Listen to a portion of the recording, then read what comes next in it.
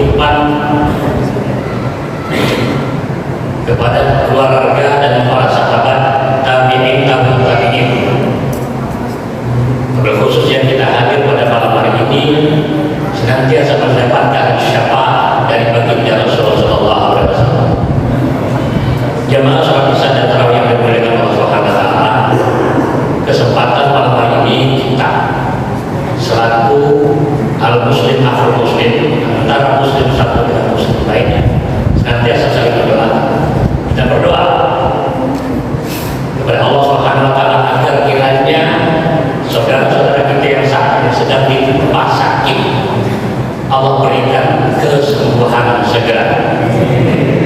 Keluarga kita dalam mengalami bahtera kehidupan tidak pernah lepas dari berbagai cobaan. Itulah kehidupan. Tetapi kita minta kepada Allah agar Allah berikan kekuatan kepada kita dan keluarga kita, sehingga kita dapat menjalaninya dengan senang, tenang, sesuai dengan panduan kita bagi Rasul. Hadirin jamaah salat isya dan tarawih yang dimuliakan Allah Subhanahu wa taala. Malam hari ini saya ingin mengajak sedikit bahwa kalau Rasul itu ngomong itu menjadi hukum, maka hadis. Kalau seorang sahabat atau lain mengadukan sesuatu kejadian kepada Rasul, Rasul diam, namanya takwir. Dan tidak tangguh baik ucapan, perbuatan, ucapan tentang apapun bentuknya yang disepakati oleh Nabi, namanya sunnah. Maka al-yawma akmaltu lakum dinakum wa atmamtu alaikum ni'mati wa raditu lakum al-Islam dinan. Apa pesan Rasul? Taraktu fikum amrayn, aku tinggalkan dua hal. Jangan dua perkara. Nanti kalau perkara itu berusaha. Pertama kata Rasulullah, kita benar perhatian semua. Hadis lihat siapa buka. Pertama kita bawa. Yang kedua adalah sunnah Rasul. Makin tamassaktum bihima, ketika kalian berpegang teguh kepada kitabullah dan sunnah Rasul, lan tadillu abadan. Lan harful nasbin yang menetapkan tidak akan tersesat. Beda dengan lam. Oleh karena itu saya ingin menggambarkan sedikit tentang bagaimana Rasulullah itu yang kita kenal mempunyai yang terkenal ini, yang terkenal dua cucu yang sangat sayangi, yaitu siapa? Yang pertama Hasan, yang kedua Husain. Nah, suatu ketika Husain pulang ngadu ke ibunya, siapa ibunya? Fatimah. Kalau kata kita, kecemburuan Husain melihat Hasan setiap dipeluk oleh Rasulullah. Rasulullah ini selalu mencium bibir daripada Sayyidina Hasan, sehingga seorang ibu dia bawa anaknya ini kepada baginda Rasulullah. Ya Rasulullah, kata Fatimah, ini Husain ngadu. Kenapa engkau ketika cucu engkau yang namanya Hasan datang selalu engkau cium bibirnya? Maka pada saat itu Rasul menjawab, wahai Fatimah, di Nabi ini apa yang dia sampaikan itu benar. Nanti Hasan ini akan meninggal dengan tragis, diracun orang yang paling dekat sama dia. Kenyataan. Oke. Siapa oleh yang paling dekat dengan dia? Kalau kita baca sirah Nabawiyah, yaitu istrinya sendiri, iming-iming oleh Bani Umayyah yang pada saat itu dipimpin oleh Yazid bin Muawiyah yang berada di Damaskus bagian barat, meninggal.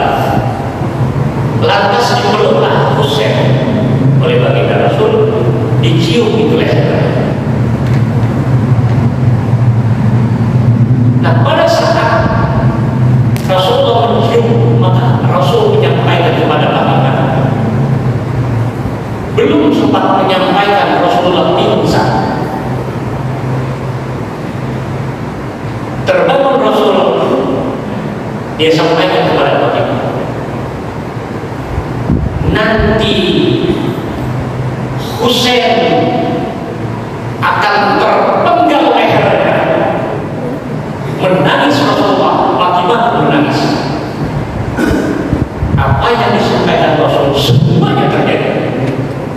jemaah sholat tarawih yang dimuliakan Allah Subhanahu wa Ta'ala. Saya ingin melihat dan mengajak kita semua. Saya tidak ingin menceritakan bagaimana kejadian yang begitu tragis. Baca sendiri. Kalau kita tidak berunding menunjukkan air mata, juga mungkin sedih. Bagaimana kepala Husain itu ditenteng dari Karbala yang terjadi pada 10 bulan Muharram yang disebut dengan Asyura tahun 61 Hijriah. Kepala intensnya dari Karbala dibawa ke Kufa, dibawa ke Damaskus. Itu tidak kita mau membicarakan. Saya ingin melihat dari kacamata rukun iman yang ke-6, antum bil qadar khairihi, beriman kepada takdir khairihi, takdir baik, wa syarrihi, takdir buruk. Bagi kita umat, ketika itu cocok dan sesuai dengan apa yang kita inginkan, maka dia adalah takdir baik. Ketika tidak sesuai dengan yang kita inginkan, maka itu namanya takdir buruk. Antum bil qadar khairihi wa syarrihi. Logika sederhana kita itu jauh-jauh semua. Begitu tragis. Mengapa Allah izinkan itu? Ada apa di balik itu semua terjadi? Bagaimana Husain itu hanya 72 orang berhadapan dengan 4.000 pasukan yang pada saat itu Bani Umayyah yang dipimpin oleh Yazid bin Muawiyah. Tetapi kita melihat inilah perjalanan kehidupan kita ini tidak akan pernah terlepas dari namanya khalaqal mauta wal hayata yang dua ayyul asal. Kita senantiasa berdoa, kita senantiasa berusaha, urusan hasil kita pasrahkan kepada Allah Subhanahu wa Ta'ala. Contoh lain, saya ingin menggambarkan begini. Ada tukang daging. Setiap harinya ingin membagikan dagingnya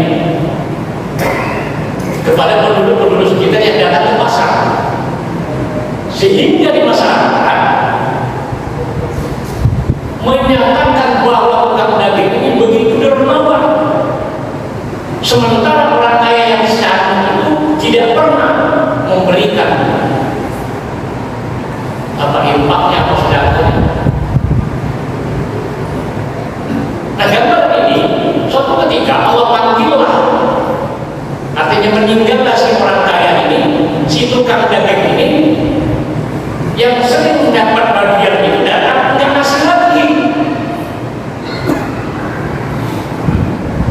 Maka ditanya, kenapa engkau tidak memberikan lagi daging-daging seperti sebelum-sebelumnya? Diberitakanlah oleh tukang daging, karena yang selama ini membayar daging saya yang saya berikan itu si anu yang meninggal. Maka disinilah kita melihat sesuatu, jangan cepat-cepat menghakimi sesuatu, karena kita manusia tidak punya hak untuk menghakimi, hanya Allah. Wa huwa ahkamul hakimin. Jemaah sholat isya dan tarawih yang dimuliakan Allah Subhanahu wa Ta'ala. Itulah mungkin sedikit yang ingin saya sampaikan di sini dari sisi kita bagaimana memandang takdir, qadar, ketetapan takdir pada saat terjadi. Ketika sudah terjadi baru kita, oh ini doa yang kita panjatkan 10 tahun yang lalu terkabul. Oh ini 15 tahun yang lalu baru terjawab. Nah, oleh karena itu, hadirin sekalian, mari kita dalam firman Allah Subhanahu wa Ta'ala, kita senantiasa bertakwa kepada Allah, senantiasa husnudzon, apalagi kita muslim. Paling tidak yang punya kita punya satu, wal kaziminal ghaiz, menahan amarah.